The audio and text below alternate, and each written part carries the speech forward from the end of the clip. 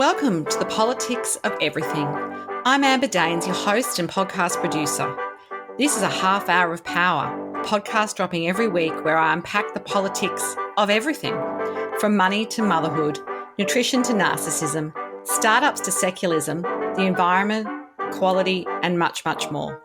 Our guests are seasoned in the field or topic of their choice, even if you've not heard of them yet. This is a non-partisan show. So while I love exploring varied views and get a buzz from a healthy debate of ideas, this is not a purely blue, white, green program. Please subscribe, tune in and enjoy the politics of everything. Content creation is often the heart and soul of any modern business and its brand.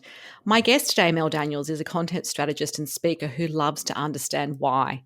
Even past her toddler years, she's always asked why. She wanted to understand why things worked like they did, why people acted a certain way, and why she was the only one who loved peanut butter and sultana sandwiches. Her curiosity has led her on an interesting life journey from academic achiever to corporate leader, mum extraordinaire, and now business owner. Mel's purpose is to teach and empower women who want more from their business on how to use content in a powerful way. She gives them confidence they need to become more visible, seen as the expert that they are, and inspired to take their business to the next level. When she's not talking about content and client journeys, you'll find Mel cheering on her clients from the sidelines. Her other favourite hangouts are the kitchen and gym, and luckily her love of deadlifting counteracts the amount of baking she consumes, kind of. She's a content creation leader with a finger on the socials and someone who can definitely help us all shine online. So I warmly welcome Mel to the Politics of Everything. Thank you so much for having me, Amber. It's such a pleasure to be here.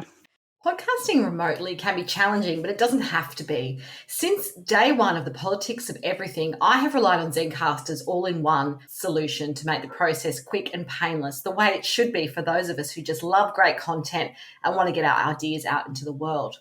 If you know me, I'm obsessed with quality in terms of my guests, my sound, and everything about my show has to be great the first time. I'm time poor. It's so easy to use Zencastr. I'm not tech savvy and you don't need to be either. There's nothing to download. Just click on the link and off we go. Zencastr is all about making your podcasting experience easy, and with everything from local recording to automatic post-productions now in their toolkit, you don't have to leave your browser to get that episode done, and done fast.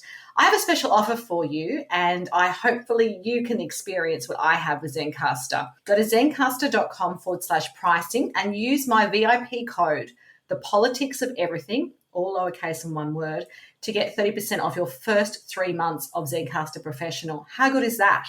I want you to have the same easy experiences I do for all my podcasting and content needs. It's time to share your story. So this is such a huge topic, and of course anyone that's not doing their content online obviously needs to, because, you know, it's kind of where we all play these days. I'd like to say, as an old school communicator, it's not really important to my business, but I would actually be lying. But to start our conversation today, I'd love to find out what young Mel wanted to be. It sounds like you've had a few kind of incarnations in your career, but as a kid, did you have a dream? 100% I did, Amber, 100%. It was absolutely to be a teacher. So my year one, and also she turned out to be my year two teacher, Mrs. Angus, was exactly who I wanted to be when I grew up. Exactly. I just remember the pure love that I felt for this woman and how interesting she made every single day. And my year three teacher then cemented this desire to be a teacher. Shout out to Mr. Chidgey. His love was music, and that really spoke to me big time. And I really loved how it was made part of our everyday lives. And I really loved going to school. But obviously, like you said, that's not where I ended up. And I don't even remember that moment that it changed. I think I was probably in about year 11 when I was introduced to the subjects like, economics and business studies. And that's kind of where my drive to make lots of money kicked in. So That's not a bad thing. We all need money, makes the world go round, as they say.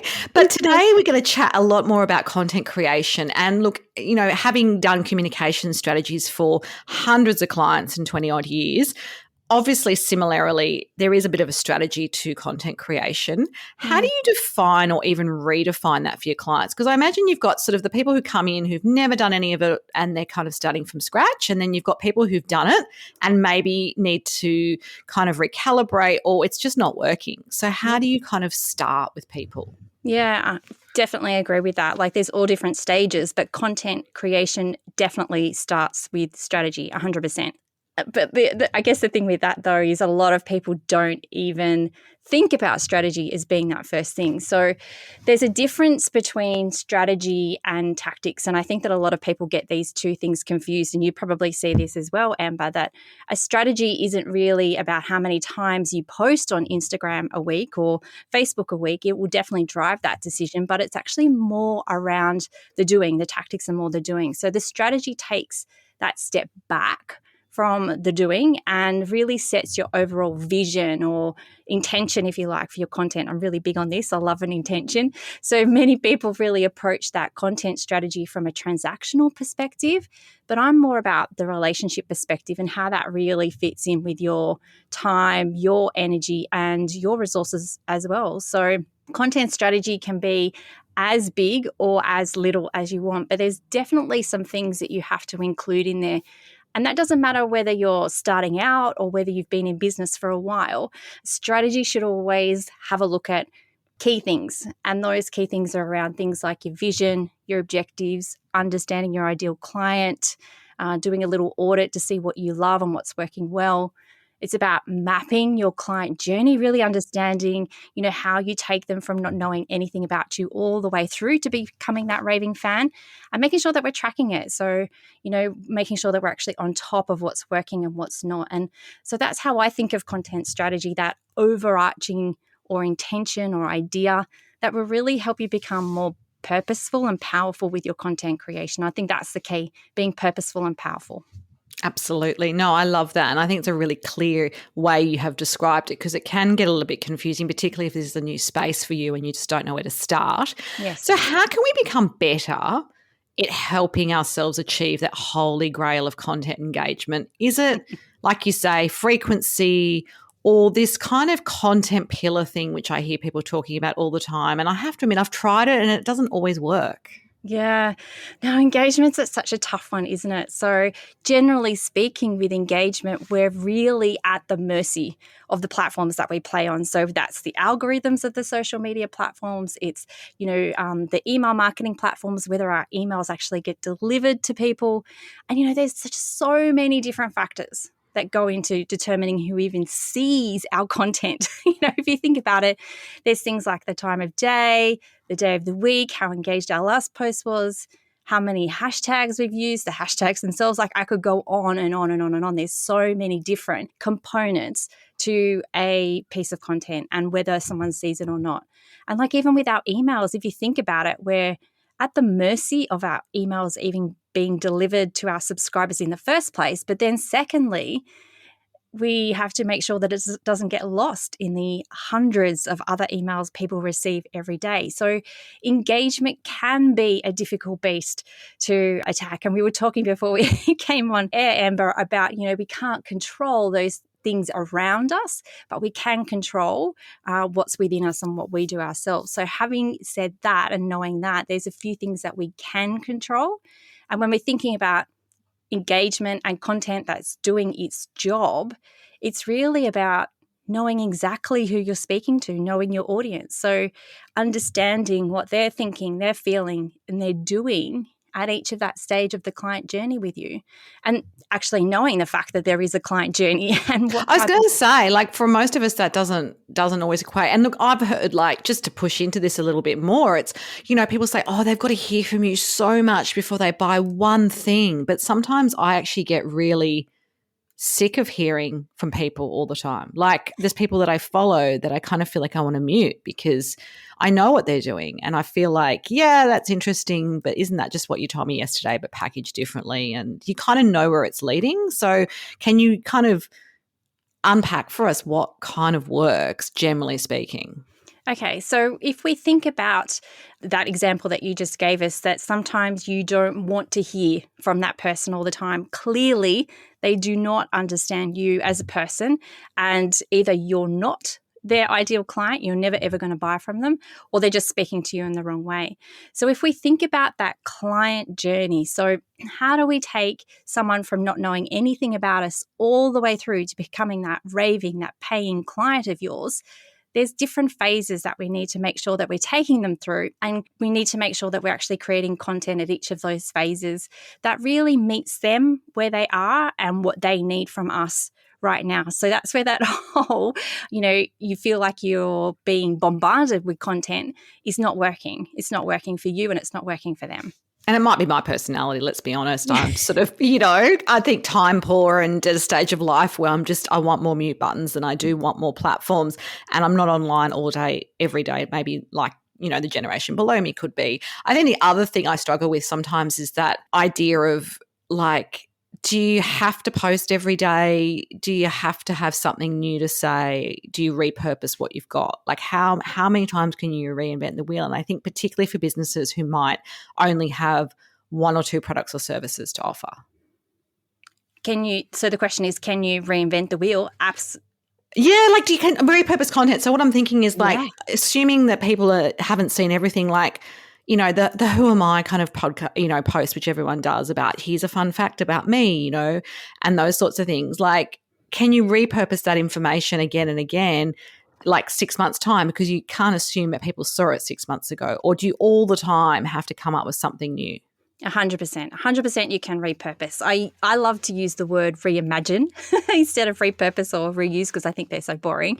If we can reimagine our content and really be excited about the different possibilities that one piece of content could create for us. So I really teach people to approach content from looking at your core content first. So that's one big meaty piece of content that's binge-worthy. It's a blog, it's a podcast, it's a video. Picking one of those and then using the power of reimagination to really keep that content going in so many different ways. And I can give you an example if you like, Amber. Sure. Love an example. Awesome. Okay. So as an example, I write a blog every couple of weeks. And so if I wrote a blog that was entitled something like 5 reasons your content is missing the mark, then I can reimagine this across any platforms I play on. Absolutely any platforms. So I could create a post promoting people to actually go and read it. I could create a post on each of the 5 different reasons. So I might come up with those 5 reasons, and whatever that first one is, I'll create a post around that and around the second one. So that's another 5 posts I could do. I could create a carousel post with the 5 reasons. I could create a short video and share it as a reel on Instagram or TikTok or YouTube Shorts. I could go live, talk about it. I could use a quote from it to promote discussion, and I could even create a few questions around it. So things like I might say, what do you think makes content worthy of stopping the scroll, and ask that of my audience to get some engagement back. So really, I could go on all day. No, it's good. And I think the engagement piece is the bit that I struggle with because I think sometimes, you go live and there's no one there. This is the worst case scenario, right? Or you go live and it's the same people that already know and love you and they're not going to buy anything new from you. Like, it's kind of an interesting use of your time, if that makes sense, to understand how that's going to work. And some people I know will just keep showing up. They do weekly lives and they might have 5 people. Yes. And I guess the thing with that as well is to know that people come back and watch it as well. And even when we think people aren't watching or listening or taking notice to us, Amber, they are. Now, the number of times that I have had clients come to me or have had members in my membership, people that I've never seen or heard of before, but they've been watching. They've been watching on socials and they've been absorbing, they've been going to free trainings, and that's how they've become my clients. So, yeah, I would say don't give up. Yeah, that's a great kind of, I guess, message for us, because it can be very, very disheartening when you feel like there's an audience of none out there. But like you say, you never know. People might watch that later or at least recommend you to someone as well.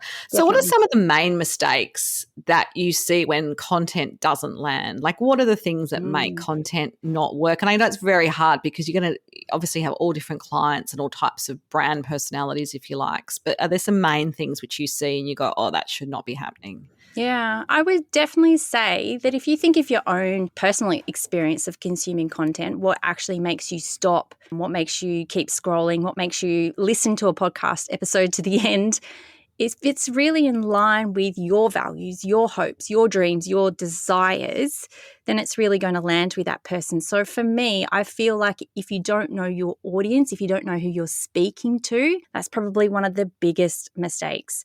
And I guess the other biggest mistake that I see is people not being themselves and not sharing that beautiful uniqueness with the world as well. So really hiding behind some sort of facade. So I don't mean here that you need to share absolutely every single aspect of your life, unless, of course, you want to, and that's what your audience wants to see. But what I'm talking about here is when you are pretending to be something or someone you're not, whether that's consciously or unconsciously, because it can happen both ways, then it's not going to resonate with your audience. You're not going to give them that opportunity to really understand who you are and what you stand for and what you believe in and how you can actually impact their lives in a positive way. So when we bring more of you to your content, that's really where you're going to get more traction. So that's probably the biggest mistake I see, hiding behind a facade, whether consciously or unconsciously. And it's hard to know, isn't it? Because you always want to put your best foot forward, particularly things like video. I think people feel like it all has to be pretty polished. And I know my brand is like that because that's what I do for a living. I do media training. I help people do that. I'm not going to be in my active wear walking through the forest talking about something because that's not my brand. But I know for some people they like those videos. I must admit I don't love them, but that just must be I mustn't be those people's audiences. Exactly. Exactly. And that's the thing about thinking about content and main mistakes as well. There's not one mistake that everyone makes. It just really depends on who you are as a person and your audience. And they're the two main things. The who and the you, I say, the who and the you. Yeah, the who and the you is good. Some of the tech stuff that you think will help us make our content generation and posting less of a chore, because not everyone is going to be available at 8 o'clock, 12 o'clock and 3 o'clock every day to post. There's probably scheduling tools, but are there other things can make us a little bit more seamless in our content production? Yeah, absolutely. I love that idea of you being awake at 3 a.m. and posting, Amber. I mean, I reckon there's people like my teenage son's in year 9, but there's probably kids a little bit older than him that probably would. But yeah, not for me. Probably. So when it comes to content creation, I really look at it from two main perspectives. There's the ideation, where do our ideas come from, and the publishing, how do we actually get it out into the world in front of the people who need to see and hear us. So the ideation side of it, there's like so many different sources that we can look for ideas for our content. We can search on Amazon for book titles and get ideas. Same with podcast episodes. We can use Google in tricky ways. We can use free paid search sources, things like Answer the Public and Uber Suggest. I don't know whether people have heard of those. And now with the increase in popularity of AI, and I know that you had a guest on recently, Amber, talking about ChatGPT, which was amazing. But with AI, we now have a myriad of resources and ideas at our disposal. Really super, super easy. But my best suggestion here is really invest the time to get the ideas out of your head and onto that paper or digital format so that you're really eliminating that first hurdle of content creation, which is always, I don't know what to talk about. Is it like having a bit of a planner as well, like a 30-day planner or something? Yes. Is that helpful? It can be helpful, but once again, we need to be really careful here because we are all different content creator archetypes. The planning is just my cup of tea. I love it. I'm a planner. I love to schedule. I love to be organized. I love to be in control. But there's those free spirits out there, Amber, who just love to create content in the moment and when they feel like they're in the flow. So doing batching or publishing or scheduling is just like their idea of hell. I'm a planner, and I have to admit, when I'm in the zone of something, I don't think about content in that way. Does that make sense? So I would never just really show up to a client's office and then just go live and go, look, I'm about to do some presentation skills. It just wouldn't work for me because I guess first and foremost is my delivery of my service at a top level, and that just feels like a chore and also a little bit cringeworthy for me, if that makes sense. 100%. So for you, because you love to be organized and you love to plan, then getting it out into the world, you're just going to use things like schedulers. So there's a native scheduler inside Meta Business Suite that you can use for Instagram, Facebook. cheap, it's free, and the easiest way to get your content out there. But there's other paid solutions and to actually be able to schedule your content as well. So, yeah, tech is definitely your friend. Absolutely. No, I love that. Talking about tech, there's also new tools and platforms coming out all the time. I have to admit, I have been very slow and reluctant to jump onto this Threads bandwagon.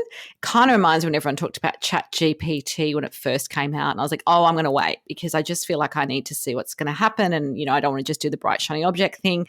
But I know from people that I've spoken to in my networking groups and so forth, they've also discussed that, Threads have kind of changed a lot of the algorithms and the way in which social media content is kind of playing out. So, for example, Instagram, people are saying they're generally not getting as much, engagement, if you like, or traction because of Threads. And I'm kind of a bit baffled by that. But is there a way in which we can sort of navigate this platform to understand, I guess, where it's going to work and maybe what some of the drawbacks are?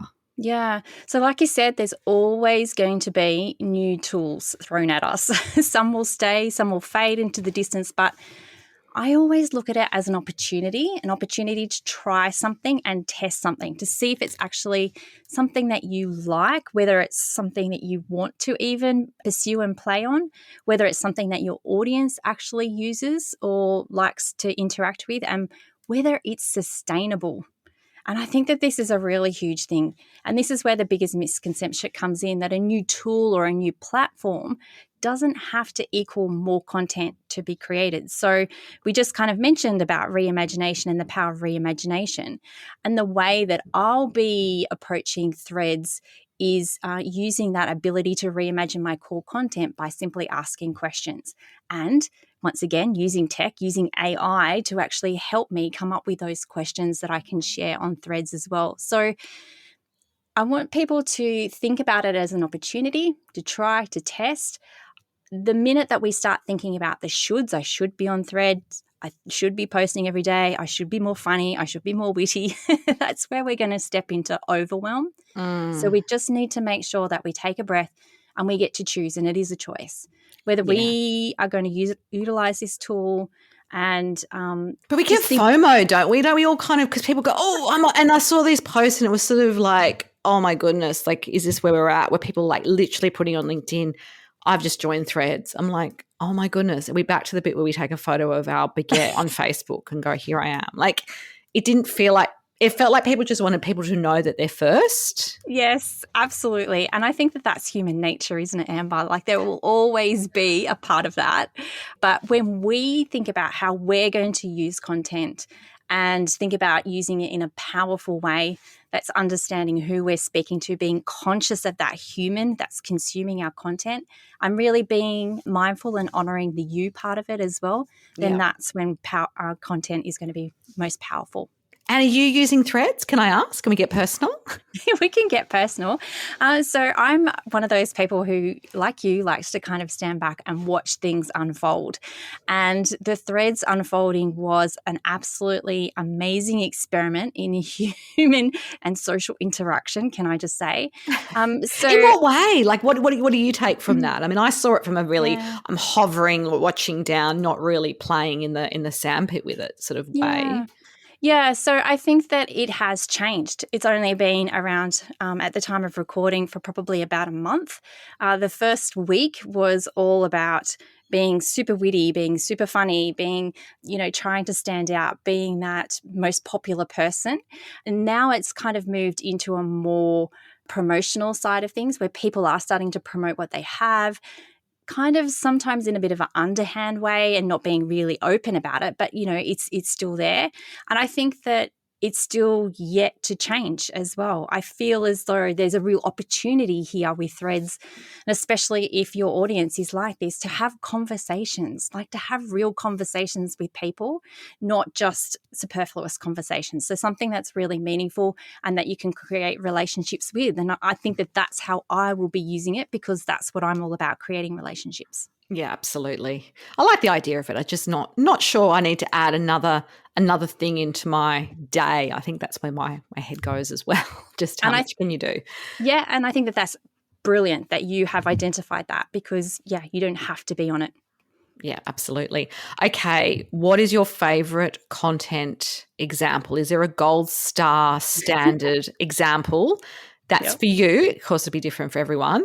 Could be Mm. small brand, could be large brand, it could be a not-for-profit. I'm not sure. And give us the why, because you are the why person. That was part of your intro. I am the why person. Yes, I love to know why. So, and that's why I think my answer to this question is probably going to be more around strategy. So, gold star content to me is really content that's set out to achieve something and actually achieves it and actually takes you on that journey. So, you're learning, you're finding more out about that brand, you're seeing yourself in the possibility of buying or working with them, and it's just not about being constantly sold to. Once again, it's that humanistic side of their account. So that means I'm typically drawn to personal brands, and there's two Aussie women personal brands that I think that do this really well, and that's Emma McQueen and Suze Chadwick. I think that they are amazing at really piecing everything together, using the whole content ecosystem, their website, their podcast, their socials, their emails, they all work together with purpose and strategy. And, most people wouldn't necessarily see that strategic side of what they're doing, but I see it, and I think that it's really clever combined with a really beautiful message on what they stand for as business coaches. So, yeah, it's not a particular one piece of content for me. It's that strategy that I love The to see. holistic, Yes, approach. working in Great. action. Best piece of advice you've ever been given and why? This is probably really specific to business, and that is that a niche is not forever. So once again, we're talking about our ideal client and audiences, and really understanding, that so many people get really hung up on wanting to make sure that we make that right decision about who we're here to serve, whereas you can just jump in and test it. Like, it's not set in stone. You can really just be quite fluid with it. So that's probably the best advice I've ever been given. Niche is not forever. I do like that. And just on that, and like it links back to content, does that mean that just because you've done something that certain way and it's worked for a while, that you should probably change it up as well? Like, just when it stops kind of building for you? Or do you think people should just kind of, if they find something that works, even if it doesn't mean exponential growth in terms of engagement and followers, for example, online, that they should still keep going? I guess that's kind of where I'm headed with this. So it's really interesting, isn't it, that once something is working really well for us, it can get boring and we can want to change it, but sometimes that's not the best decision. So perhaps if you're feeling itchy feet and you're feeling like you want to do something a little bit differently, maybe sticking with what you've got if it's working well, but adding something to it, I always think, just add that little something. So for me at the moment, I'm adding those couple of questions on threads. So that's what I will be doing. So I don't necessarily think that you should change everything and totally reinvent the wheel, but yeah, just tweak something instead. Keep it interesting. Excellent. Well, that's great. I love that. And of course, if we spoke in a year's time, do you have a number one goal? And it could be a really big goal, and it could be business, or it could be a really small goal, and it could be very personal. And why that goal? I do have a goal, Amber, and it's going to scare me to put it out in the world now, but that's why I do this. I know. Thank you so much. It's to have my book published. So without a doubt, that's what I would love to have happened in a year's time. I have currently finished my first draft, and it's a big piece of content, and it's just really, I really love for it to be out in the world because it's so intrinsically connected to who I am as a person, and so in line with my purpose and my vision to really empower and teach women to use content powerfully. And yeah, so that's my goal for a year's time. Check Excellent. in with me. I will do. So final takeaway message for us on the politics of content creation. Oh, this is a really hard question to answer, Amber, because I feel like there's so much that I want to say, but I would probably say forget trying to beat the algorithms, forget trying to implement, hashtag all the things that all the experts out there are telling you to do. Just be yourself. Yeah. Be yourself, because when you're trying to be someone else or someone who you think you need to be, that's really hard work. When you do you and give that gift of serving others as that beautiful, unique individual that you are, then that's where the gold lies, I think. I think that's been a fantastic way to wrap up our conversation. Of course, if you want to find out more about Mel and what she does, there are details on the show notes. Until next time, take care. Thanks so much for listening today. If you've enjoyed the politics of everything, I thrive on your feedback. So please add a short review and share the podcast with your network through Apple, Spotify, and all the usual suspects. I'm always on the hunt for new and diverse guests, so if you or someone you know has a fresh idea you're busting to get out there, please email me at amber@amberdanes.com and my crew will get back to you very soon.